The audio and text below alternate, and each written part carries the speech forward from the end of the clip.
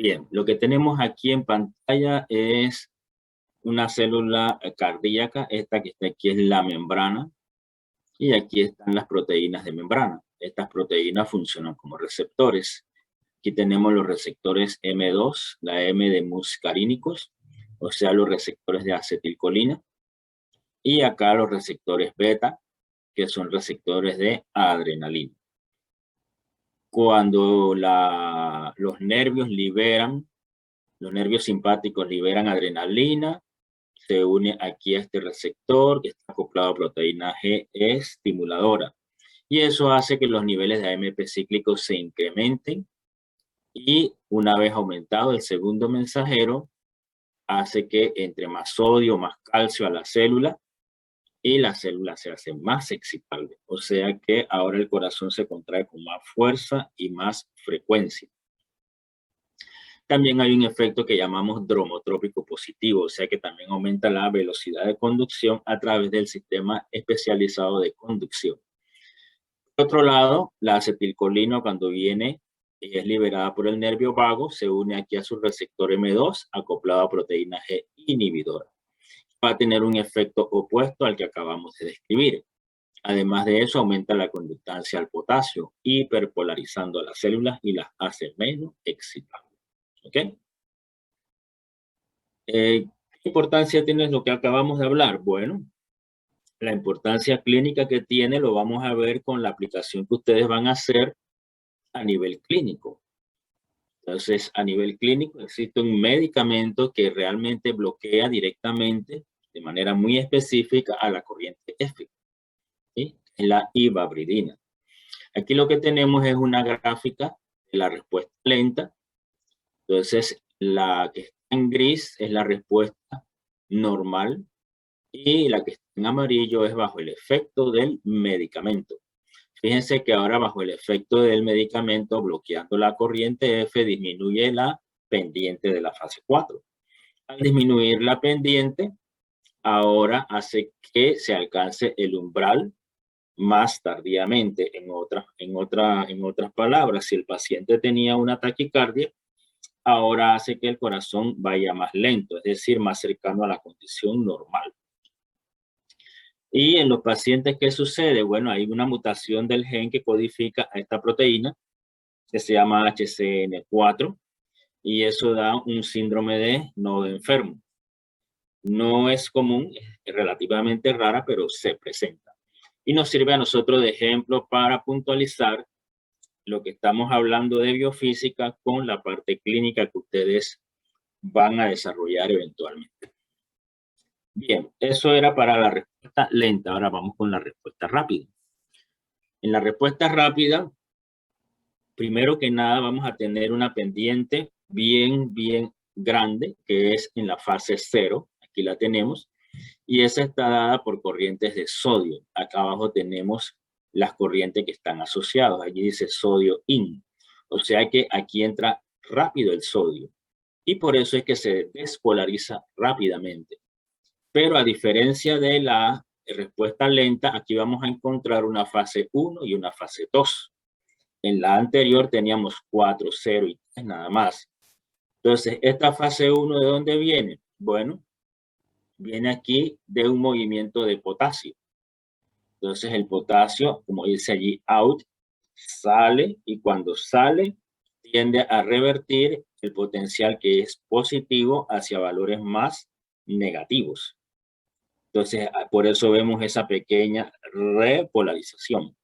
No se continúa sencillamente porque en el tiempo, acuérdense que son gráficas voltaje-tiempo, en el tiempo hay otras corrientes y especialmente las corrientes tipo L de calcio.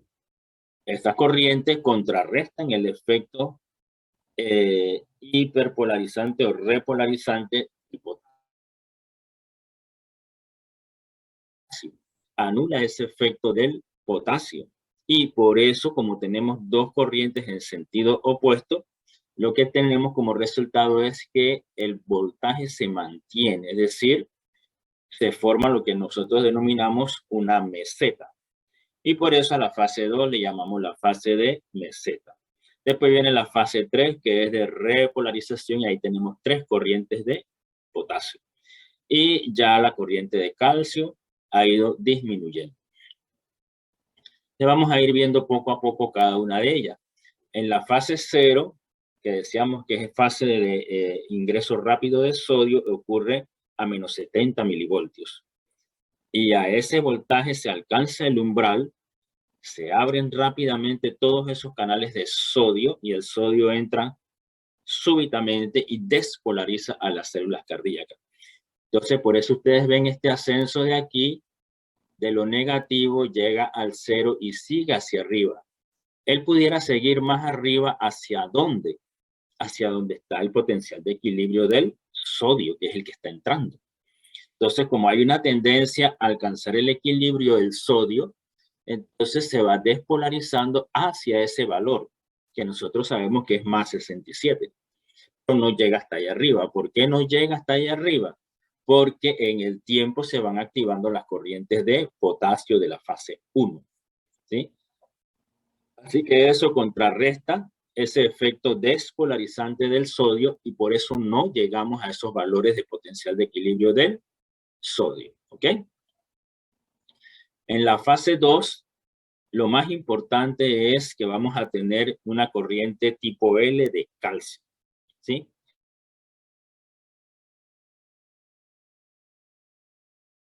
Esa se va, pero esa corriente lo interesante es que permanece en el tiempo. ¿Ok? Ahí también vamos a tener algunas corrientes tipo T. Sin embargo, no van a ser la mayoría. Esa duración de la fase 2 se puede ver disminuida, por ejemplo, con incrementos de adrenalina. Es decir, el potencial de acción va a tomar un poquito menos de tiempo. Y lo contrario con la acetilcolina, pero no es un hecho muy llamativo, vamos a llamarlo así. A la vez, en ese momento, las corrientes de la fase 1 de potasio ya se van haciendo menos activas y el que toma el control es el calcio. Para la fase 3, las corrientes de calcio que acabamos de decir se van cerrando sus canales de calcio y toman control las 3 corrientes de potasio que habíamos conversado.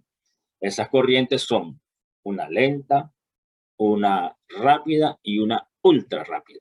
Entonces, esa combinación hace que el potasio salga y sale incluso un poco más de lo que se requiere para el potencial de estar estacionario, de manera que se llega a una pequeña hiperpolarización que es necesaria para iniciar el siguiente evento, porque con esa hiperpolarización se activa la corriente F que inicia nuevamente el ciclo. Y así se va repitiendo este ciclo hasta el último día de nuestras vidas. ¿Ok? Fase 4 ya la habíamos conversado, así que no voy a entrar en ella. Esta gráfica la tienen en el libro. Si lo buscan, me ayudan en qué página está. En la 32, profe. 32, ok. Entonces es nada más para asunto de orden, para los que ya están usando el libro, vamos entonces con esa gráfica en la página 32 del libro. Es la misma gráfica, es idéntica a la que tienen allá, yo lo único que hice fue pegarla. ¿Qué tiene de nuevo esta figura? 32 me dijiste. Sí, tengo que corregir aquí porque esta es de una edición vieja del libro, 32, ahí está. ¿Qué tenemos de nuevo en esta lámina? En esta lámina lo que tenemos de nuevo es que vamos a tener los dos gradientes en la misma gráfica. ¿Qué quiere decir eso? El gradiente eléctrico y el gradiente químico. La flecha blanca que vemos aquí es el gradiente químico, la flecha oscura el gradiente eléctrico. Por ejemplo, al inicio en la fase 0 tenemos que el sodio entra por los dos gradientes, entonces estamos haciendo uso del gradiente electroquímico del sodio. Por eso el sodio entra tan rápido.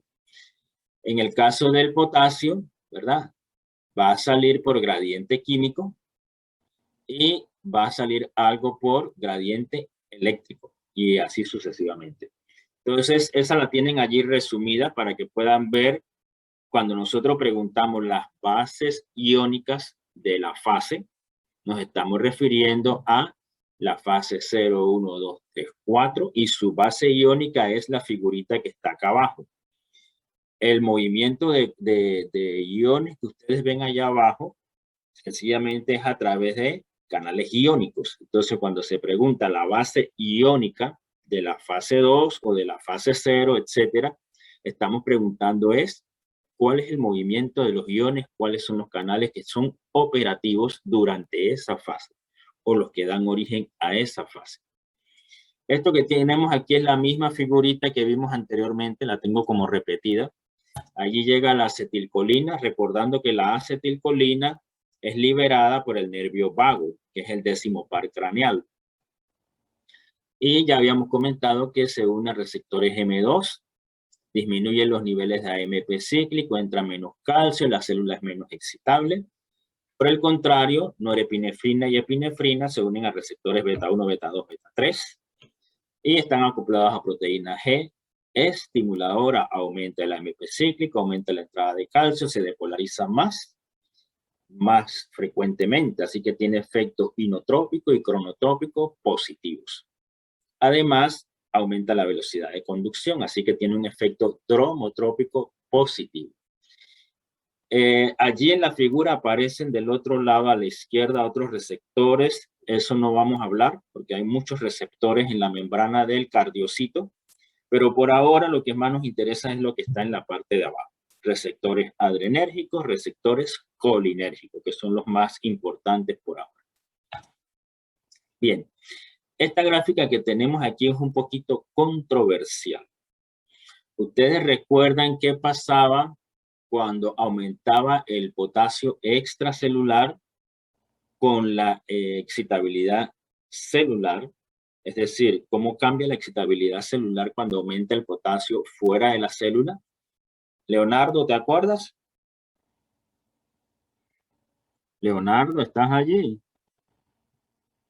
¿Se pavió o no? Profe, A ver, me parece que se hacía menos excitable la célula.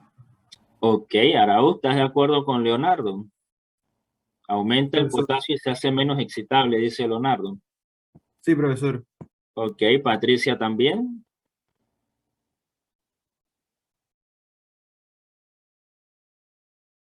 Ajá, entonces tenemos opiniones encontradas, ¿sí? Unos dicen que está más excitable, otros dicen que está menos excitable. A ver, Patricia, explícanos por qué sería tu respuesta.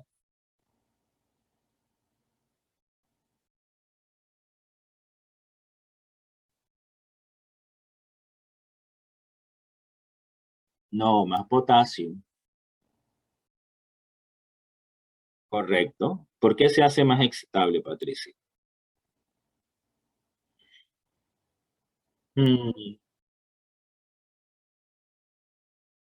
Ok, mientras repasas, a ver, María Ábrego, ¿qué piensas? Yo pienso, profe, que se hacía más excitable la célula, porque ¿Por qué? más excitable la célula cuando hay más potasio extracelular. ¿Por qué? Porque yo pienso, no sé si es lo correcto, porque como hay más potasio afuera de la célula, eso significa que, bueno, en teoría debería haber más sodio adentro de la célula, entonces la célula estaría hipopolarizada. ¿Pero por qué va a haber más sodio adentro de la célula?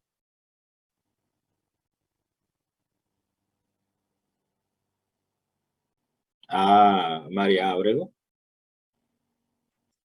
Tú dices que si aumenta el potasio afuera, tiene que aumentar el sodio adentro. ¿Eso es así, María Ábrego?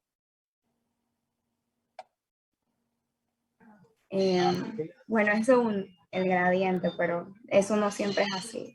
Ah, ok. Entonces, la situación es esta, Ábrego.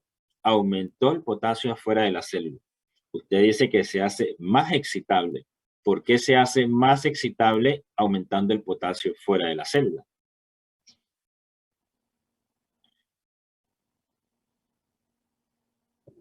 Ok, vamos a descansar a María Ábrego y ahora viene la otra María Bordanea. Bordanea. Dígame, profe. A ver, ¿qué dice usted? O sea, si hay más potasio afuera, Eso quiere decir que la célula, o sea, en el líquido intracelular va a ser menos negativa y por ende va a estar hipopolarizada y por eso va a ser más excitable. Eso es lo ¿Y que, por qué se hipopolarizó? porque salió el potasio, entonces va a ser menos negativo. Pero si el potasio sale, el potasio es positivo. Pero no, yo no he dicho que el potasio salió, yo nada más dije el potasio aumentó afuera. Yo no te dije que el potasio salió de la célula, yo te dije el potasio aumentó afuera, en el líquido extracelular. Tú tienes la situación, en el líquido extracelular aumentó el potasio, en el líquido extracelular aumentó el potasio. ¿Cómo cambia la excitabilidad de la célula?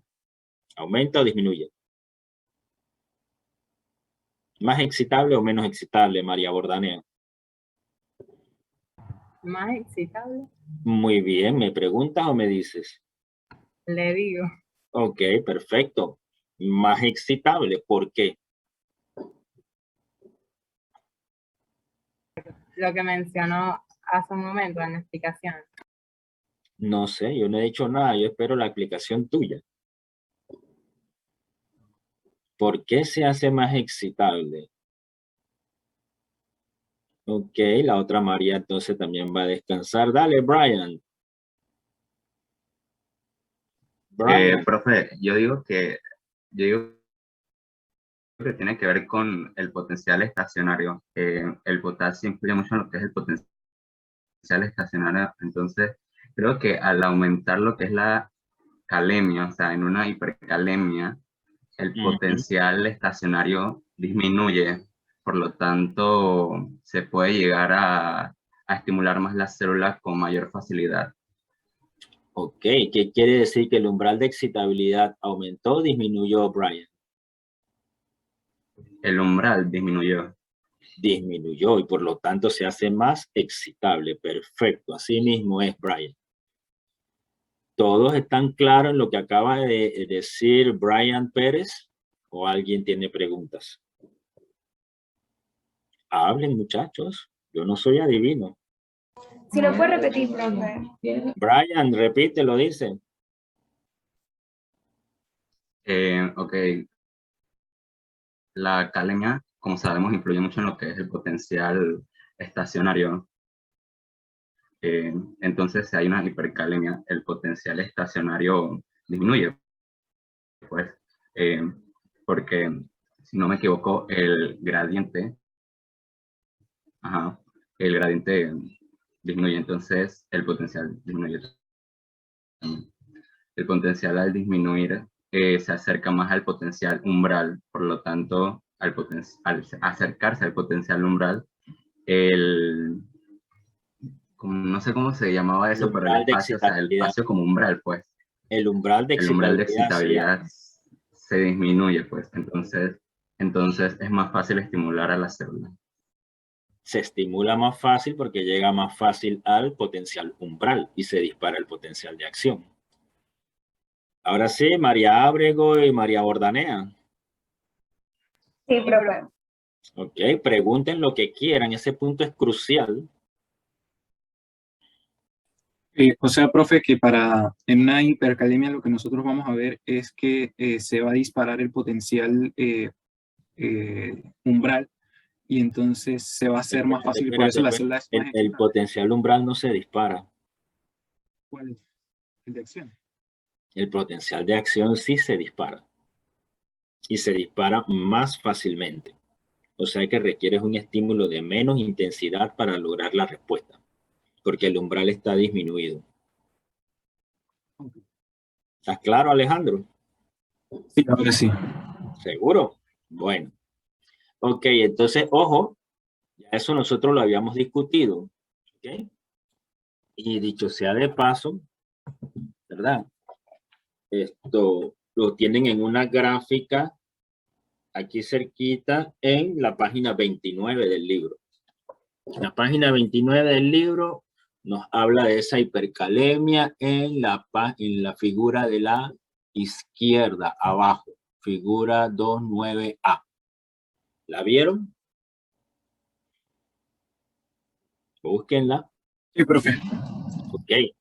Entonces, allá nosotros concluimos que si yo tengo más potasio, voy a tener más actividad eléctrica, es más excitable, ¿cierto? Muy bien. Ahora fíjense qué pasa en este experimento con células cardíacas. Esto no es un paciente, hago constar. Esto es una célula cardíaca en un plato Petri y allí se le baña a la célula con una solución que tiene diferentes concentraciones de potasio. Luego se hace el patch clamp y se registra el potencial de acción de esa célula. A ver, ¿qué concluyen ustedes de esta gráfica? Vamos a comenzar con alguien que no haya hablado. Pasamos a la otra página. José Eduardo, ¿qué concluye usted de esa gráfica? De esa serie de gráficas. Bueno, que a menor concentración, quiero ver, el gradiente es más alto. Ok. La curva esa roja, ¿qué es? ¿Actividad eléctrica o mecánica? Eléctrica. Eléctrica, muy bien. ¿Y qué pasa cuando usted le va aumentando la concentración de potasio? ¿Qué le pasa a la actividad eléctrica? ¿Se hace más grande? ¿Se hace más chico? Se reduce, muy bien. Y si tienes menos actividad eléctrica, ¿será más o menos excitable? Menos. Menos excitable. Sí, eso es lo que nos está diciendo esta gráfica. Ahora, eso usted lo compara con lo que acabamos de discutir de allá de la página 29. ¿Es el mismo resultado? No. No, ¿verdad? ¿Cómo es el resultado? ¿Igual o contrasta? Contrasta. Contrasta, ¿verdad? Entonces, allá nosotros decíamos que si aumentaba el potasio, teníamos más actividad eléctrica, era más excitable. Y acá estamos viendo lo contrario. Acá estamos viendo es que si yo voy aumentando ese potasio fuera de las células, la actividad eléctrica prácticamente se va a ir desapareciendo.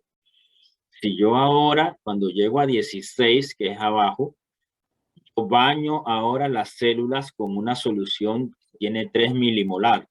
¿Qué le sucede a la actividad eléctrica? ¿Se recupera o no? Sí se recupera. Se recupera, ¿cierto? Entonces aquí nos está saliendo como al revés, ¿no? Entre más potasio es menos excitable, ¿cierto? Entonces, ¿qué es lo que nos está sucediendo aquí? Aquí está sucediendo algo curioso, que en las células cardíacas también sucede lo que nosotros discutimos anteriormente para las neuronas, es decir, lo que dijo Brian, el potencial de estado estacionario va disminuyendo y se acerca al umbral y la célula se hace más excitable. Pero en las células cardíacas ocurre algo típico, característico. ¿Y qué es? Que cuando yo voy aumentando el potasio, el potencial de estado estacionario va disminuyendo y va disminuyendo hasta que alcanza el mismo valor del potencial umbral. Ahora, si el umbral y el de estado estacionario tienen el mismo valor, ¿cuánto será la diferencia entre ellos? Ariel Pérez. 0. Cero. Y si hay cero excitabilidad, Ariel, ¿habrá sístole o habrá diástole? Diástole. Diástole. Y el corazón se queda allí parado. A tu paciente le da un paro cardíaco, Ariel. Y ese sería un paro sistólico o diastólico, Ariel Pérez. Diastólico, Un paro diastólico. ¿Y se puede morir de eso? por supuesto. Claro. Entonces, con el corazón sucede algo curioso. Si nosotros aumentamos y vamos aumentando ese potasio afuera de la célula, de repente el corazón ¡plup! Se para. Ahora, antes de quedar separado, o sea, el evento mecánico, ocurrieron cambios eléctricos. Y esos cambios eléctricos son lo que ustedes se van a aprender allá en cardiología. Allá en cardiología ustedes se tienen que aprender los cambios en el electrocardiograma asociados a los valores de potasio sérico. Y allá hay ya descritas curvas que les indican a ustedes cuando el paciente va desarrollando la hipercalemia y cómo se va distorsionando, cómo se va alterando, cómo va cambiándose el electrocardiograma.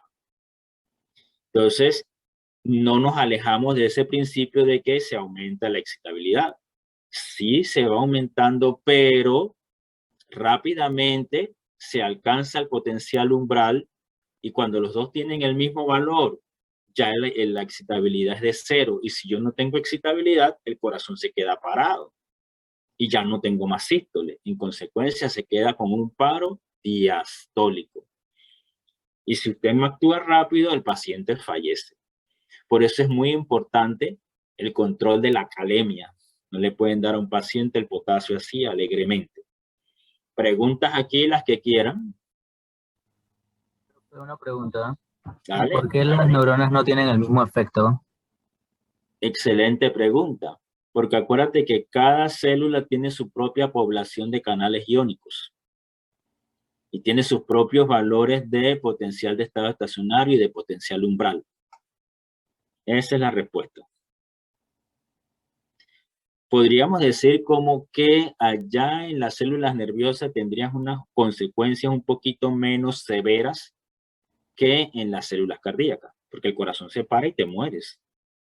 Pero si se hiperpolariza o se despolariza completamente allá la neurona, tendrías algunos signos y síntomas neurológicos, pero quizás no te mueras, ¿sí? Pero acá en el corazón es vital. Pero esa es la respuesta. Son diferentes células. ¿Ok? ¿Otra pregunta? Profe, una pregunta. Dale. Lo que hace diferentes las diferentes corrientes de potasio son que van por diferentes canales. Son diferentes poblaciones de canales, O sea, pero tanto yo el potasio pregunto, como los otros iones en cada célula. no, yo pregunto en que hay la corriente ultra rápida, la rápida y la lenta, Sí, cada una es diferente. diferentes canales.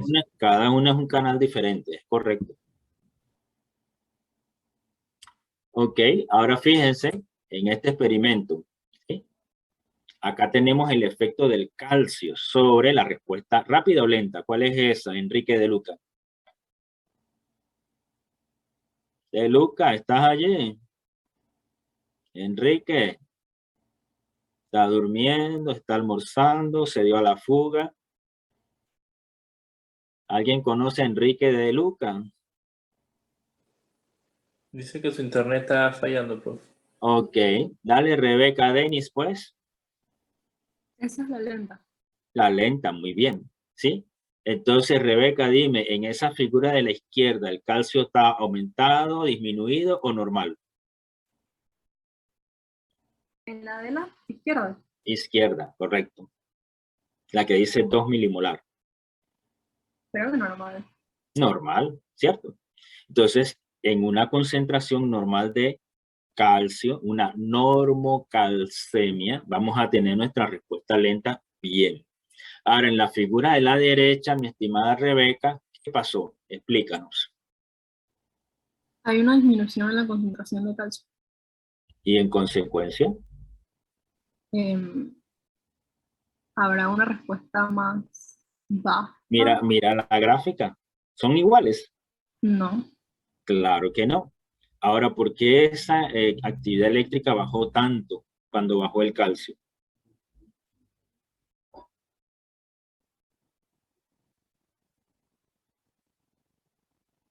Piensa, Rebeca. Porque el calcio no pudo entrar a la célula y no se pudo despolarizar para crear un potencial de acción, creo yo. ¿Por qué no pudo entrar a la célula, Rebeca? O sea, no es que no pudo entrar, pero no entró así como si lo hiciera normalmente. Porque hay menos ¿Cómo es que ahora es anormal? ¿Qué fue lo que cambió? la concentración de calcio. Entonces, ¿entra más o entra menos? Entra menos. Entra menos, ¿sí? Entonces, no es que él dejó de entrar. Él entró, pero ahora es en menos cantidad.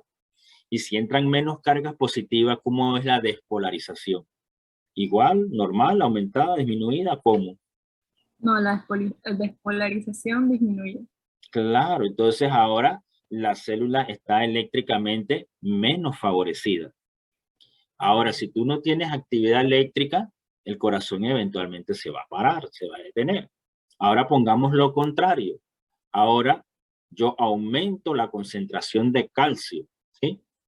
Y entonces ahora en vez de yo tener 2 milimolar, yo tengo 5 milimolar. Yorlenis, ¿qué tú esperas en cambio allí de la actividad eléctrica? Que aumente. Aumenta, muy bien. Y si tú tienes más potenciales de acción, ¿qué le pasa a la frecuencia de las contracciones? La frecuencia va a aumentar. Claro. Y si tú aumentas muchas veces las contracciones, ¿qué le pasa a la diástole? Se hace más corta. Y disminuye y disminuye. ¿Se puede quedar parado el corazón, Yorlenis? Sí. ¿En sístole o en diástole? En sístole. En sístole, muy bien. Y entonces tu paciente tendría un paro sistólico. ¿Con un paro se puede morir? Sí. Claro que sí, pero entonces este es un paro de tipo sistólico. Entonces hay una mnemotecnia para eso. ¿Alguien se la sabe? ¿No? Se las voy a escribir por aquí. La mnemotecnia es...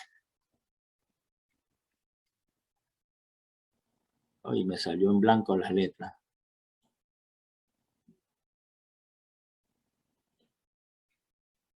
¿Qué dice allí?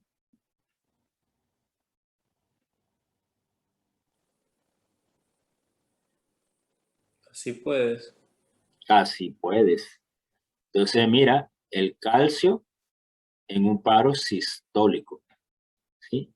Y el potasio en un paro diastólico. La P con la D, la C con la S.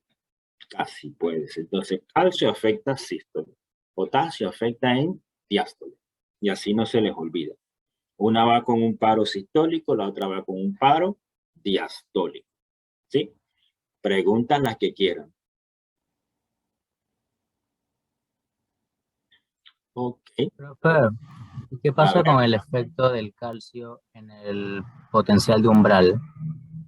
Bien, el potencial umbral va a variar con el calcio porque el potencial umbral se encuentra más cercano al potencial de equilibrio del calcio. ¿Te acuerdas en aquella lámina que vimos el potencial de equilibrio del calcio? ¿Sí? No. Era una lámina que tiene la membrana y tiene los 4 canales iónicos principales y tenía también los valores de los potenciales de equilibrio de cada ion. ¿Sí? Entonces, ¿qué sucede? Por ejemplo, si tu paciente tiene bajo el calcio, eso hace que el potencial umbral aumente. Y cuando él aumenta, se acerca más al estacionario.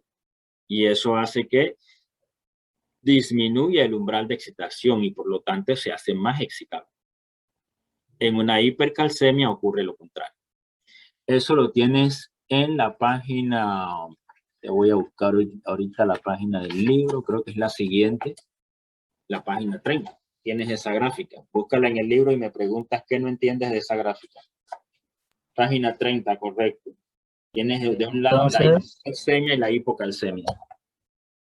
Entonces, a pesar de que cuando baja el calcio hay más excitabilidad, igual el potencial de acción no es tan alto porque la misma falta de calcio evita que se dé una despolarización muy grande.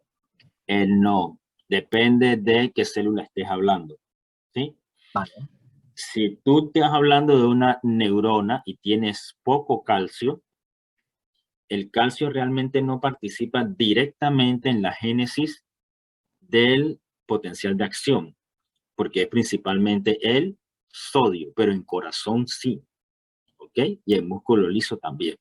Entonces, en las neuronas ocurren más los efectos de los cambios del valor del potencial umbral. Entonces, ¿qué es lo que hace el calcio? El calcio modula la entrada de sodio en las neuronas. No sé si te quedó claro, Leonardo. ¿Era Leonardo? Sí, profe, gracias. Entonces, lo que vas a tener allí, Leonardo, es lo siguiente. Si tu paciente ahora desarrolla una hipocalcemia, va a haber menos calcio afuera. Si tienes menos calcio afuera de la célula, ahora menos calcio interactúa con la entrada del sodio. O sea que el sodio tiene una entrada más expedita. Y si entra más sodio, la célula es más excitable. Entonces, en tu paciente vas a tener parestesias, temblores, contracturas musculares, etcétera, un aumento de excitabilidad. Lo contrario, si tienes más calcio afuera, ahora más calcio, vamos a decir, bloquea, entre comillas, la entrada de sodio. Si entra menos sodio, se hace menos excitable. El umbral de excitabilidad disminuye, es decir, se aleja del potencial de estado estacionario, aumenta el umbral de excitación y disminuye la excitabilidad celular. Eso está clarito en la figura de la página 30. ¿Tienes el libro ahí, Leonardo? Sí, profe, aquí lo estoy viendo. Ok, entonces mira bien la figura y si tienes pregunta me la haces enseguida. Si no estás claro, Leonardo y los demás también. Si no es Leonardo solo. Profe, yo estoy viendo la gráfica, pero, o sea, me enreda el hecho de que hay dos rayas, entonces no sé, por ejemplo, hay un EU y hay un EU que tiene como una, como una, ¿cómo se El dice? signo de prima. Ajá, como una prima, exacto. Ajá, el signo de prima y con la línea punteada te indica el nuevo valor, el cambio. La línea Ok. continua es el original, Entonces lo que me quiere decir, por ejemplo, en el de hipercalcemia, es ¿correcto? que el valor normal, que es el de la línea continua, para alcanzar ese valor de el nuevo, no lo alcanzaría, por así decirlo. O sea, es muy poca cantidad. Ok, ahora lo que te dice es que en la nueva situación el EU' tiene un menor valor que el potencial umbral normal. O sea que el umbral de excitación aumentó, por eso la doble flecha es más grande y es menos excitable. Entonces, de paso, Batista, mira, abajo dice EU, ES, UE y S, ¿lo viste con unas flechitas? Sí. Ok, la EU es potencial umbral, el ES estacionario, UE es su umbral de excitabilidad y la S es la excitabilidad celular. Ahí en la flechita te dice cómo varía en cada situación. Y en los paréntesis tienes a partir de cuál valor sérico de calcio en miligramos por decilitro. Ok, ahora sí. Preguntas, chicos, pregunten lo que quieran. Esas preguntas están buenas. ¿Vale?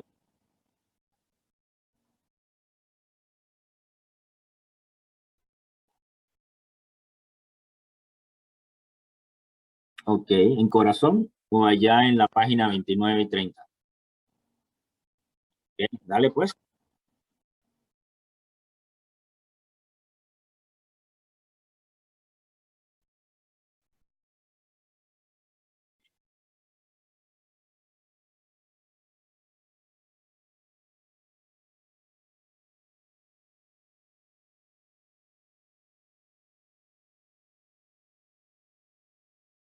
Ok, buena pregunta. Tú puedes rescatar a los pacientes con una intravenosa, si esa es la duda. Acuérdate que en la mayoría de estos casos, cuando ya se está atendiendo al paciente, generalmente lo primero que se hace es buscar una vena y canalizarlo. No sé si ustedes han estado en una situación así, que cuando uno llega, lo primero que le hacen es buscarle una vena y canalizar la vena, precisamente por estas situaciones. Entonces, tú le inyectas un bolo, que llamamos un bolo, es una jeringuilla con una solución rica en el electrolito que tú quieres y eso va directamente a la sangre. Y eso en cuestión de minutos llega al corazón y del corazón lo bombea al resto del cuerpo.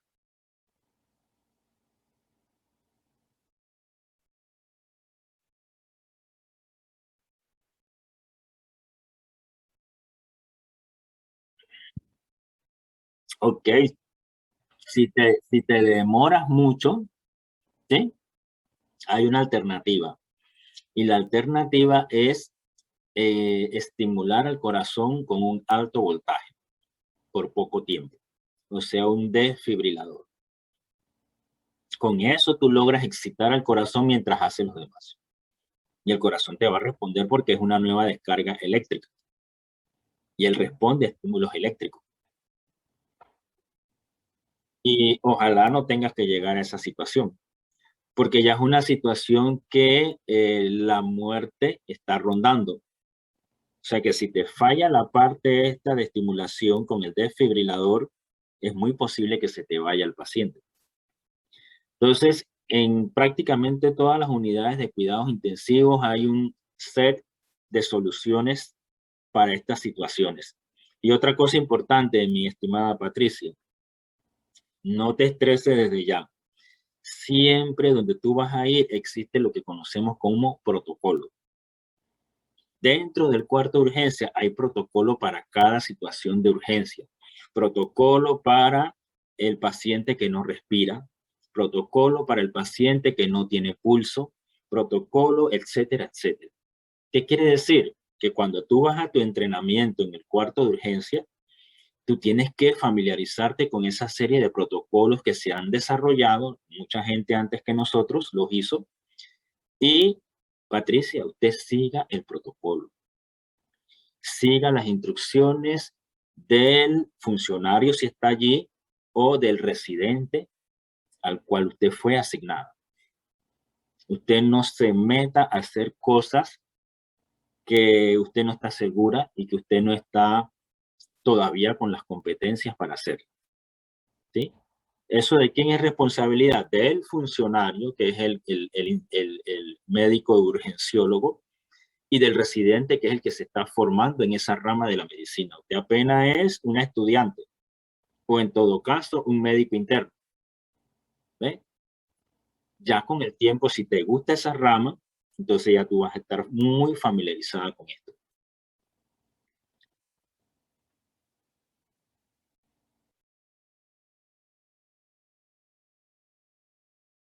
Claro, y es una curiosidad y es una preocupación muy genuina y muy válida, mi estimada Patricia, porque lo que estamos estudiando te va a servir a ti como base más adelante para una toma de decisión muy importante. Es decir, si tu paciente vive o muere en tus manos. Y mucha gente no le gusta la medicina por esa responsabilidad. Es muy bonito todo, el trajecito, la bata, el estetoscopio, pero vuelvo y se lo repito, el que firma el certificado de defunción son ustedes, el muerto es de ustedes. Y ustedes no son dioses ni son perfectos. ¿Qué es lo que nosotros tenemos que hacer acá como docentes, mi querida Patricia? Tratar de formarlos a ustedes de la mejor calidad posible para minimizar errores. ¿Los van a cometer? Todos somos humanos, pero queremos que eso sea mínimo para beneficio de ustedes y de los pacientes.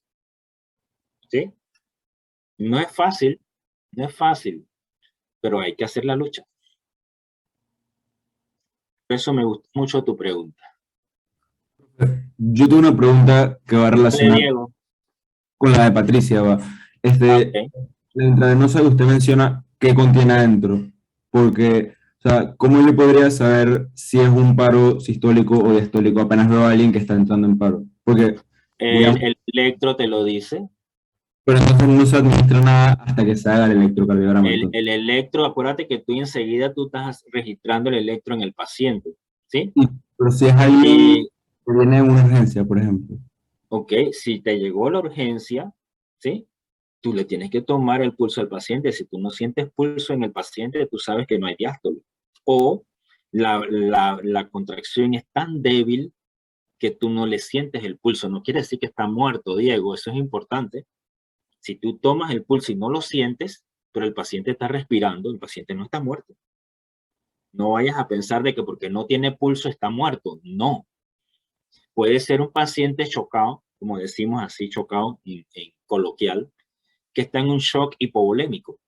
El shock hipovolémico, ¿por qué? Porque perdió mucha sangre en un accidente, etc. Entonces su pulso es tan bajo porque su volemia es baja, perdió mucha sangre, que tú no le sientes el pulso, pero el paciente está vivo. Entonces ahí tu prioridad, ya tú la estableces enseguida. Prioridad número 1 ahí, ¿cuál es? Volumen. Pero si tu paciente no tiene esa historia y el paciente aún así no presenta pulso o lo presenta irregular, tú inmediatamente tienes que conectarlo a la máquina porque tú no eres adivino. Es lo que tú me estás preguntando, ¿cómo yo hago para saber? ¿Cierto? Sí, eso. Bien, entonces para saber, primero tú tienes que hacer lo más elemental, tratar de tocar al paciente y buscarle el pulso. Y a la vez, un asistente que tú tengas allí, ya sea enfermera o sea otro residente o sea un interno, va poniendo todos los electrodos y le van tomando el EKG para tú mirar qué está pasando. Y dependiendo del resultado que tú veas allí, entonces tú tomas acciones. Ok, entonces, Y de una vez le van sacando una muestra de sangre para saber los electrolitos, pero eso se va a demorar mucho, Diego. La medición de los electrolitos, la máquina no lo hace en 2, ni 3, ni 5 segundos. Mientras tanto, tú tienes que ver qué hace con el paciente, que es la pregunta tuya, ¿no? sí, y también mi otra pregunta era, si el paro es diastólico, va a estar completamente parado, o sea, no va a haber actividad eléctrica. No, no va a haber despolarización. Pero No hay actividad eléctrica. el corazón no bombea, pero sí hay actividad eléctrica. No hay actividad eléctrica, ¿por qué? Porque acuérdate que tú no tienes excitabilidad, no se excita. Exacto, pero entonces el electrocardiograma va a estar parado. Plano, una línea isoeléctrica. Okay. Y en el sistólico sí va a haber actividad, En pero... el sistólico se te queda en una despolarización, ¿sí? Y puede que antes hayan unas curvas de alto voltaje, que se llaman, o sea, unas curvas grandes, que dicho sea de paso, vamos a aclarar un poquito, esas curvas grandes en el electrocardiograma son proporcionales a la masa de tejido que se está despolarizando. ¿Qué quiere decir eso? Que entre más tejido se está despolarizando, mayor va a ser ese registro. Lo mismo que si tu paciente tiene el corazón agrandado, que lo llamamos cardiomegalia, también nos va a decir que la actividad eléctrica es grande, o sea que tiene alto voltaje. Todas esas cosas tú las tomas en cuenta para tomar tu decisión. No lo podemos hacer a la ligera, ¿sí? Que yo te diga, bueno, haz esto, haz el otro, no sé qué. Cada situación tiene su forma de darle respuesta. No sé si te contesto, Diego. Sí, profe, gracias. Ok, bien. La gráfica que tenemos allí es a manera como de repaso, de afianzar las cosas. ¿Qué tenemos aquí? Tenemos la actividad eléctrica. Aquí sería la despolarización del músculo esquelético, la negra que está aquí. Y la negra que está aquí punteada sería la contracción muscular esquelética. Siempre el evento eléctrico va primero que el mecánico. Acá lo del corazón, en la curva roja grande que está aquí sería el potencial de acción cardíaco, ventricular, respuesta rápida. Y como consecuencia de esa despolarización tenemos aquí la sístole ventricular, esta curva que sube hasta acá. Y cuando baja tendríamos la diástole ventricular. Ahora la pregunta para ustedes, no sé si nos queda tiempo, yo tengo 1:49, un minutito. Una pregunta buena que viene aquí sería la siguiente. Si yo estimulo aquí durante la contracción, yo estimulo eléctricamente durante la sístole, el corazón me va a responder. ¿Qué dicen ustedes?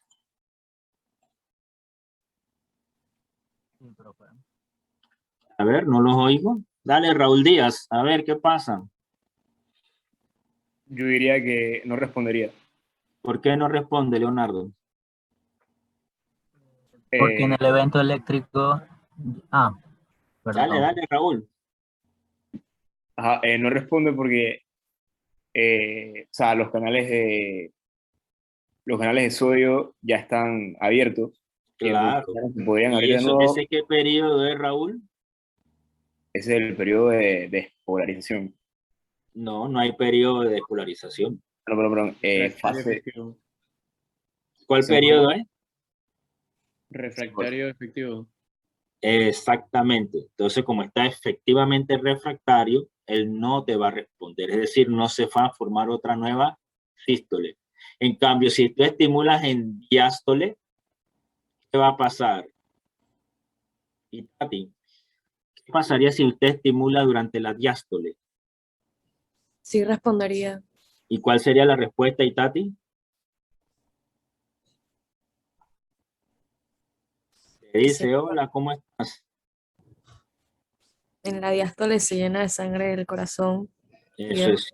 ¿No? Pero si tú lo estimulas durante la diástole, ¿cuál sería la respuesta que tú dices que se da?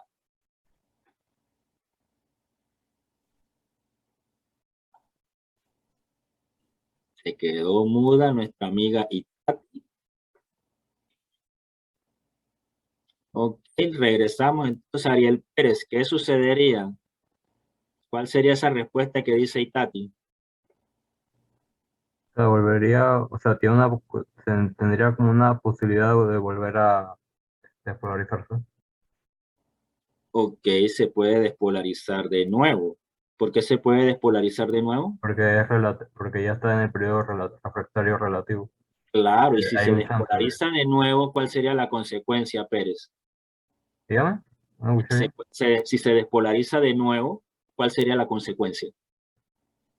El corazón se contrae. Claro, se contraería antes de lo normal o después de lo normal. Creo que antes. Antes, muy bien. Y eso tiene su nombre, eso se llama una contracción ventricular prematura, que en muchos libros y muchos médicos le llaman extrasístole. Hay gente que no le gusta usar eso porque dice que no hay ninguna sístole extra. Esencialmente es una sístole que ocurrió antes de tiempo y ya. Y quizás el nombre más apropiado sería contracción ventricular prematura. Eso es si nosotros lo estimulamos. Pero para noticia de ustedes, ya los pacientes vienen así, ya les pasa. Nadie los está estimulando, en su corazón ya pasa eso. ¿Sí? Entonces, en la próxima clase vamos a seguir discutiendo un poquito de la contracción ventricular prematura y entonces entramos en electrocardiografía. ¿Servidos pues?